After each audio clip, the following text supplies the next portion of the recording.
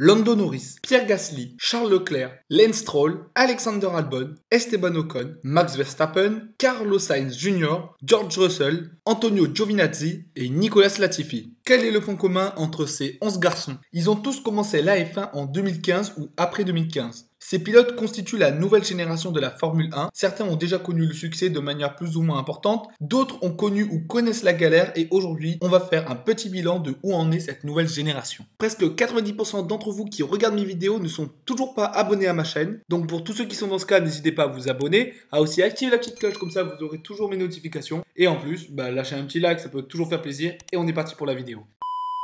Nous voici en 2016 et les deux pilotes Toro Rosso de 2015, Verstappen et Sainz, continuent leur aventure dans l'écurie italienne. Tout débute en Australie avec une très belle qualif de la part des deux garçons. Verstappen est 5ème et Sainz 7ème. La course est un peu plus compliquée malgré un bon début de Grand Prix et l'Espagnol, fort d'un bon rythme, finira juste devant Verstappen 10ème. That's an overtake that's been waiting for a while, and Max Verstappen now sees his jet at the moment, sizes up Jolyon Palmer, and can he get past the Renault? Can he get into the corner? Yes, just! Alors que Sainz avait prouvé pouvoir tenir tête à Verstappen en Australie, la chanson n'est pas la même dans la nuit de Bahreïn, avec un Sainz qui sera victime d'une crevaison après une manœuvre de défense plutôt limite sur le Mexicain Sergio Pérez. Le Néerlandais, après de nombreux dépassements, finira à une très belle 6ème place. La saison d'un des deux pilotes va basculer lors du Grand Prix d'Espagne. Le Russe Daniil Kvyat se voit rétrogradé chez Toro Rosso après de piètres résultats avec Red Bull, que ce soit en 2015 ou cette année. Ce nouveau baquet va se jouer logiquement entre Verstappen et Sainz et c'est le Néerlandais qui se voit ouvrir sa chance. Après une bonne qualif où il se classera 4ème derrière son nouvel équipier Ricciardo et devant les deux Ferrari, Verstappen va se révéler au monde de la Formule 1 en remportant, dès sa première course chez Red Bull, une superbe victoire en profitant d'effets de course et d'une bonne stratégie à 2 arrêts, contrairement à Ricciardo, pourtant longtemps premier, qui fera lui 3 arrêts. De son côté, Sainz répond bien à sa non-promotion en finissant 6ème. En principauté, c'est un week-end complètement différent que va vivre le Néerlandais en démolissant 3 fois sa voiture en seulement un week-end. Sainz, lui, continue sur sa bonne lancée en finissant 8ème. Le pilote semble être de plus en plus régulier avec une voiture plutôt performante et devient clairement le pilote numéro 1 de l'écurie italienne. Du Grand Prix du Canada jusqu'à celui d'Allemagne, précédant la trêve estivale, le nouveau protégé de Red Bull prouvera toute sa vélocité en finissant sur le podium de course comme l'Autriche, le Royaume-Uni ou l'Allemagne, mais comme chez Toro Rosso en 2015, il montrera encore un grand manque d'expérience et une grande irrégularité avec des Grands Prix plus compliqués comme celui d'Europe en Azerbaïdjan. C'est toujours bizarre de dire ça.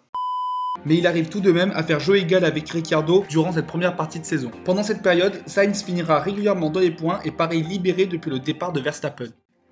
Le Grand Prix de Belgique voit l'arrivée d'un nouveau pilote faisant partie de nos 11 protagonistes. C'est le français Esteban Ocon qui fait son arrivée en Formule 1 du côté de la modeste écurie Manor. Le pilote est parrainé par Mercedes et prêté par Renault. Pour sa première qualification, il se classera 18ème mais ne battra pas son coéquipier Pascal Wehrlein, mais il fait déjà bonne impression. Il finira cette course en 16ème position. De leur côté, Verstappen et Sainz connaîtront un début de course difficile avec un aileron cassé pour Verstappen après une tentative de dépassement sur les deux Ferrari assez compliquée et une explosion de son pneu arrière droit pour l'Espagnol qui devra abandonné. Verstappen, lui, finira 11ème à la porte des points. Après ce Grand Prix, Ocon disputera encore 8 autres courses avec cette Manor et fera grande impression en battant de plus en plus régulièrement son équipier, que ce soit en qualif ou en course. Il n'aura jamais abandonné et signera son meilleur résultat lors du Grand Prix du Brésil sous la pluie avec une très bonne 12ème place. Sainz vit une deuxième partie de saison galère à cause d'un moteur moins performant puisque c'est celui de Ferrari de 2015.